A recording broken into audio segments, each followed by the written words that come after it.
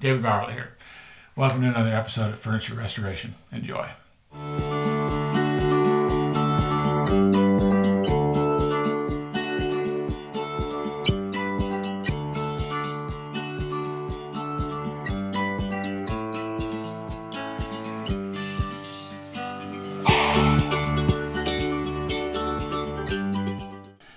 Okay, so a customer brought this Fern Stand into me, and he's got a number of pieces that he inherited from New Orleans. And this square across here shows just how badly these shelves have worked. I mean, this is a quarter of an inch out of being flat. So you wouldn't have to do what I'm going to do. Some people would live with this, but this is for a customer, so it's going to be perfect. So I'm going to take this entire piece apart.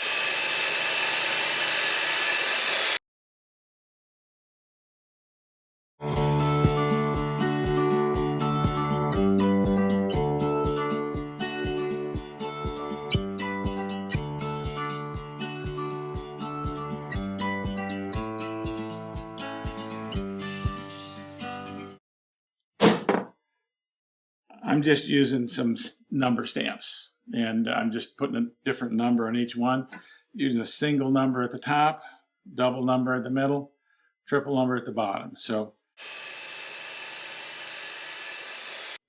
factory that this was built in, they run a little groove. There's a little bump there, and that bump then fit into this groove here when they were gluing big pieces of this together, just to keep it so that the top and the bottom were flush when they glued them together in factory setting, because glue can slip, and it keeps that tight. You know, for somebody that's doing this that doesn't have the machines I do, you might just want to re-glue this, clean out the old gunk in here, re-glue it, and live with the warp there, and move from there.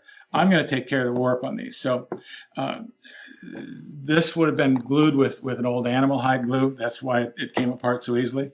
So this is one of the original glue joints. There's another original glue joint right here. And I think on the top, it's just those three. Now on the middle shelf, I mean, there's a glue joint here, there's a glue joint here, and there's a glue joint here. And it looks like somebody has re-glued this somewhere along the line, because there's new glue in this joint here. So somebody has done it, and you know, it kept it usable for a while.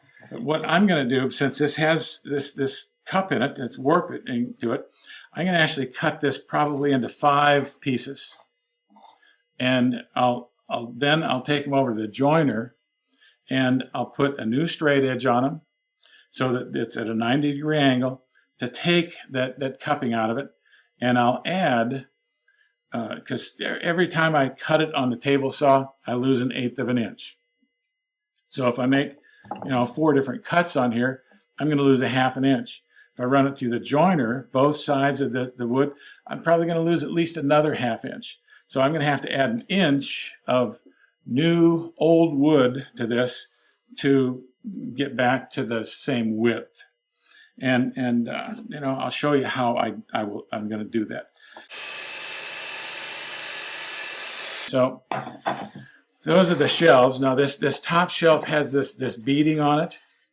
Some of the beading is missing, so I ordered some beading, and it comes like this half round bead, and I'll probably steal some of the beading from one side of this, and to fill in the what's missing on that side, and then I'll use the new stuff on one complete side.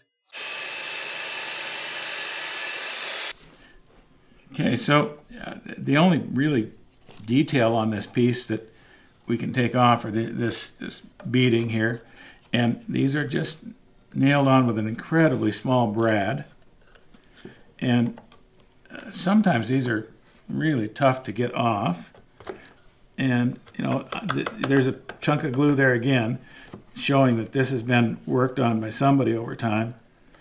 and that can make it even harder to deal with is bad previous repairs. So very gently, just start prying this apart, getting in there, and slowly work this off. Really trying to save these original brads, just because trying to put new brads in that, as this wood is getting to be 120 or some years old, it does become a little more brittle, especially small parts. So putting new brads in this can tend to split those little tiny pieces. The supposed expert here, I was just going to say the supposed expert here hasn't broken anything. And of course, my last little bit here, that little feller decided to break on me. And I mean, that's real savable, it's fixable, and it's not going to be a dire thing, but you know, breaking little elements like that can be a real headache down the road. So I want to save these little brads that came with it and make sure I get them all out of the piece. Running into, when I'm on the saw, running into steel doesn't do my blades much good. It's not doing them a favor at all. Okay, so now we're ready to move on to the next part.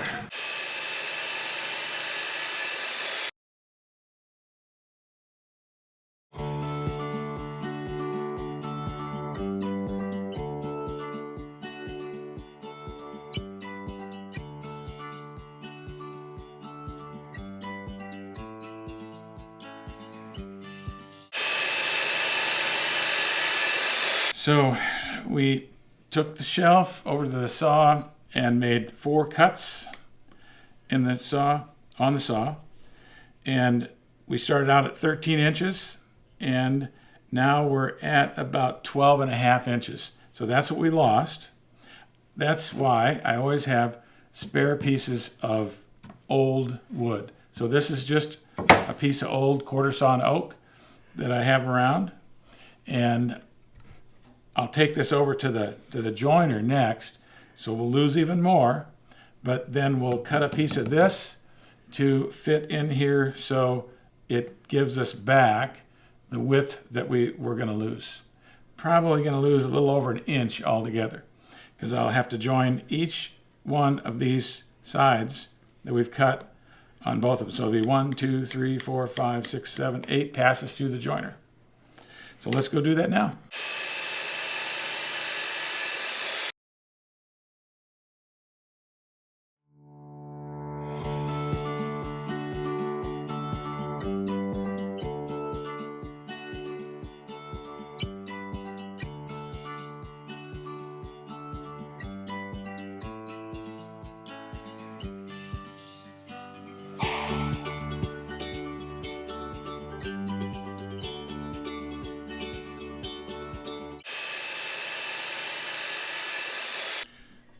Okay, so before we started, this top was 13 inches. So we took it over the table saw, lost about 1/2 inch on the table saw, lost another 1/2 inch on the joiner. So we're at about 12 inches, just a hair slight 12 inches. So we need to get another inch in there.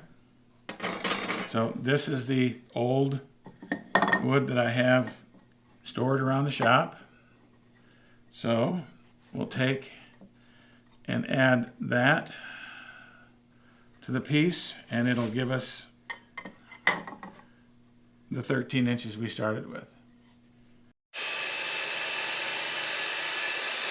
So gluing these shelves, I like to just glue 2 segments at a time rather than gluing the entire piece, because with an original piece, you really have to be exact about how your joint lines up going across, and that gets tricky when you've got multiple pieces gluing. So I like to just do one at a time. And that way I can move this around and make sure that this is really nice and flush on the surface. And so I can get it flush here at this end. And then I can go ahead and move this other end up and down to adjust it while I'm getting pressure onto the clamps. And I can adjust it ever so slightly going across. And that's a really nice, tight, flush joint.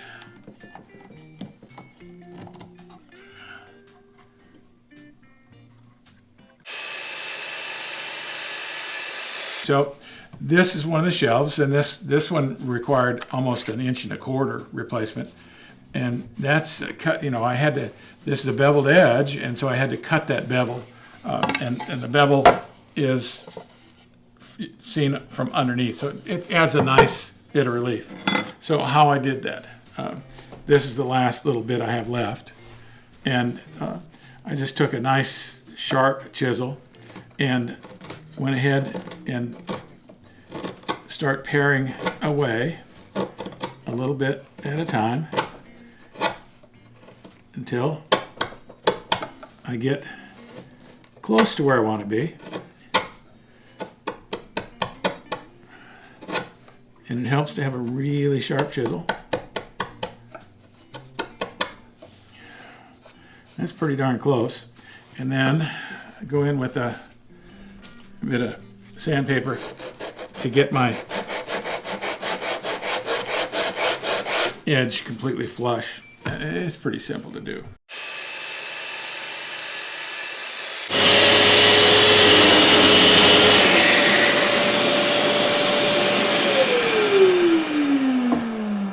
So I use a random orbital sander. Started with an 80 grit, did 100 grit, 120 grit, and then a 150. And this final grit is 180, which is plenty good. After I get to 180, then I'll sand everything by hand and use a block. So I'll use a wood block like this with 120 and sand with the grain. Because sometimes an orbital sander can leave swirl marks, little tiny swirl marks, and they don't show up until usually it's too late. So you want to make sure and get all the swirl marks off. And a 120 is plenty fine to use when you're finishing a project. Seldom have I ever seen where I needed to go above 120. Sometimes I'll use 150, but not very often. The 120 leaves enough roughness in it so it'll actually soak in some color and some stain when you stain the piece. If you get it too fine, then it becomes too smooth and it won't color well. So that's that piece. Now let's go back to the actual piece that I haven't sanded, and I'll show you the process. So just for demonstration purposes, I'm going to sand this on my other bench, and holding pieces, holding them steady to sand can be a problem. So on my bench, I use a little clamp like this, and it does a great job of holding it steady, so I'm free with both hands. Otherwise, you got to hold one hand, sand with the other. And so I'm going to start with 100 grit. 100 grit on a random orbital sander is pretty darn aggressive, but this top, each board was really cupped in a pretty bad fashion. That's why I cut it into so many pieces. So this, I want to smooth it out, so I got to be aggressive to start out with. I'm going to start with 100 grit. I'll go to 120, then I'll go to 150, and then I'll go to 180. And what sandpaper does is it puts tiny scratches in a piece of wood. So the next grit up, so when I move from 100 to 120, the 120 will put smaller scratches in it. The 150, smaller scratches, or 120, smaller scratches yet. The 150, smaller yet. Sometimes I'll even go up to 180, and I'll probably do that with these, and it gets the smallest scratches possible. Then I'll go back and do it by hand to smooth out any swirls. So I'll show you how it's done.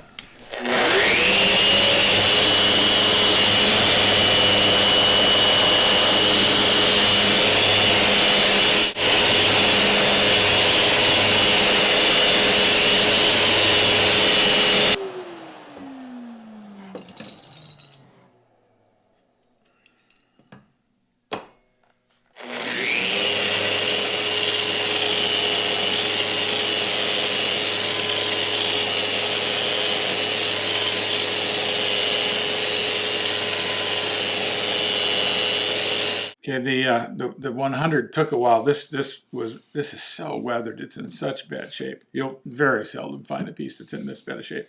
So I got done with 100 just to get it back to a usable condition. Now I'll go with the 120, then I'll go with the 150 and 180.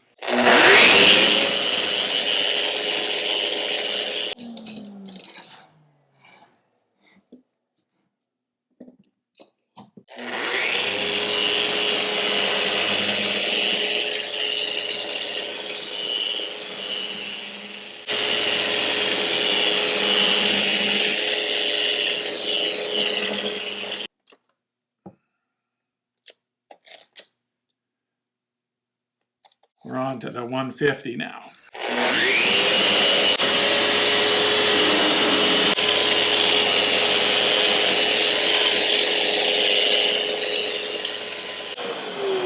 Okay, now we'll go to the 180.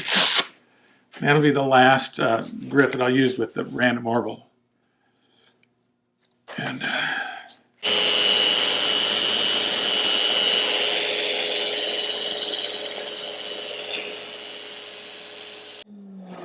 so that's the 180.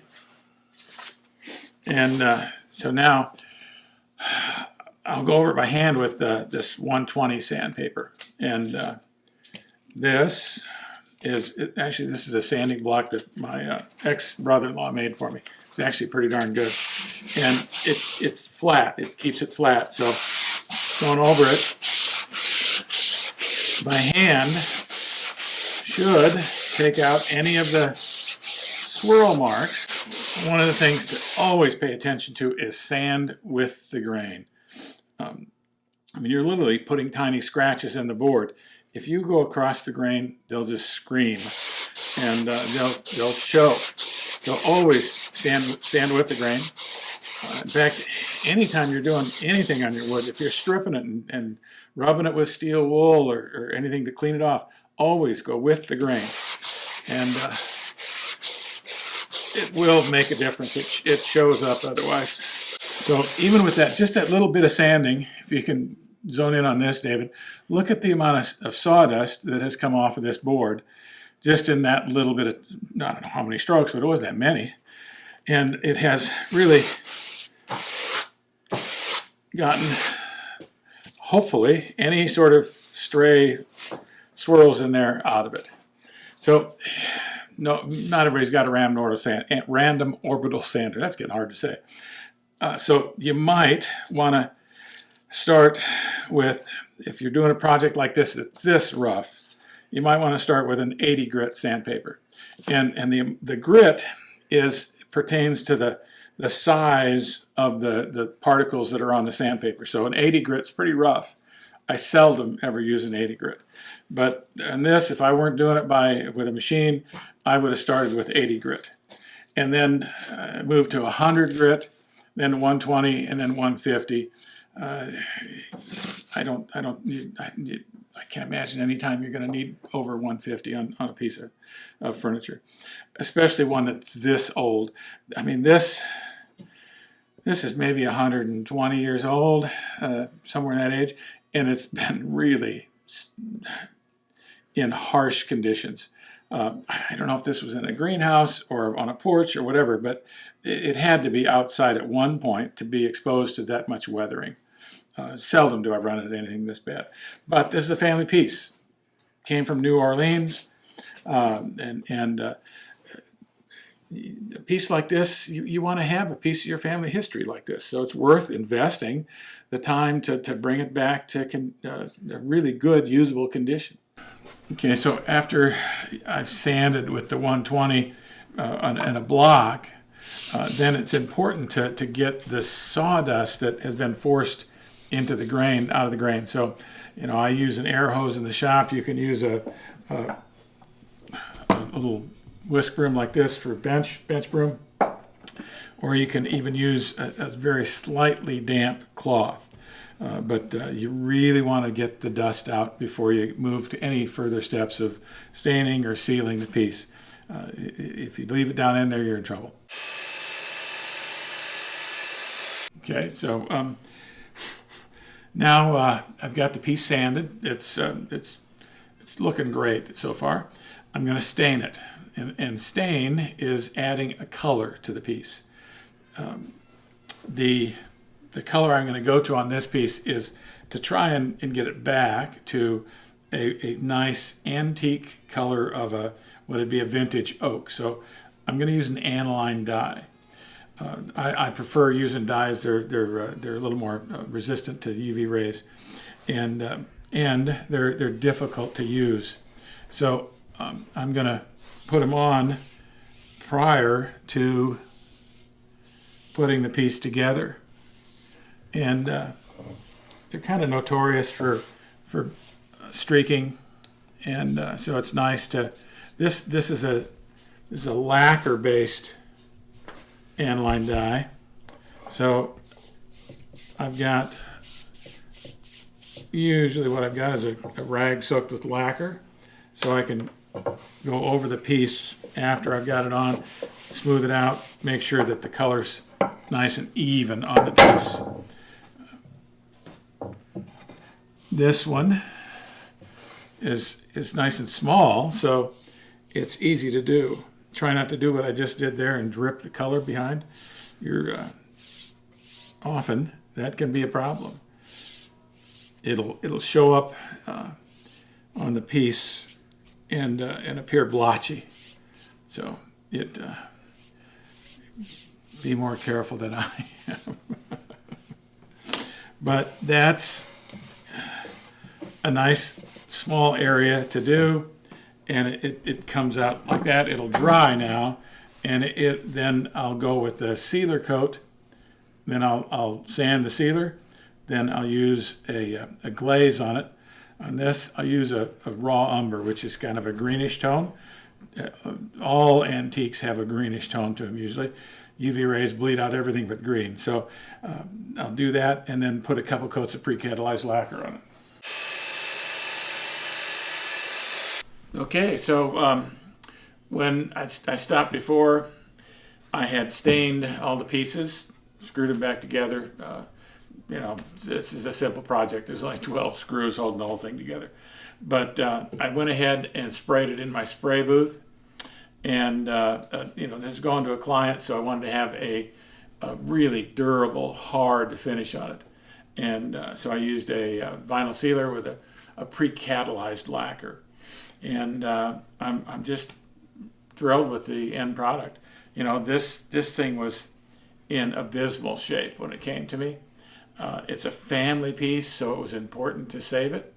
And we cut it up into pieces, ran it through the joiner, added some new old lumber to it, and ended up with a really terrific piece. And it's, if you can see, when I finish solid wood, I finish the undersides of everything. Wood moves. I mean, this wood will expand and contract over the seasons. And this is old enough that this is air-dried wood. Air-dried wood moves more than kiln-dried wood. So by finishing a piece on the top and the bottom, it evens out that moisture transfer, so it stops it from the desire to cup or warp. It's just one of those safeguards that if you're going to do something, you might as well do it right. That's the right way to do it. So I made a little storyboard to explain how I achieved the color and the finish on the little plant stand. And so here's my little storyboard, and I used, I wasn't thinking, and I used a plain sawn oak. And this is a piece of quarter sawn oak, and the plant stand is all quarter sawn. And you can see these medullary rays that are in it. They're little flat striations that go across the grain. Some people call it tiger oak. I don't know. I think there's some other names for it, but it's the way that the board is cut. It's more stable and less likely to warp or twist. So it also has a different look. So on my storyboard here, I'll show you. It started out. I mean, this is the natural color of oak there, and then I showed you the staining process. We stained it and then put it back together.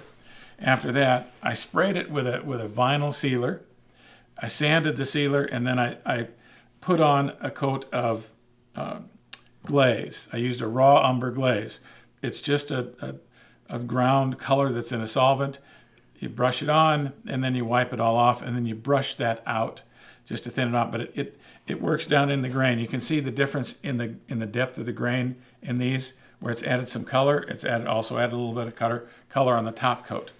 So after that, it gets a coat of pre-catalyzed lacquer, and then some toner. And the toner is also a raw umber. Raw umber has green in it. That's the predominant color that I was going after, because most antiques turn green over time. UV rays fade all color, and the only color it doesn't fade is green. So green a lot of times shows up on pieces. So this is the end color, and it's several different layers of color. It's the stain, the glaze, and the shading lacquer to get the depth of color that I wanted. Hi, David Bowerly signing off here. And if you learned something, if you got questions, or even if you got an idea for a future topic, just subscribe below. Thanks.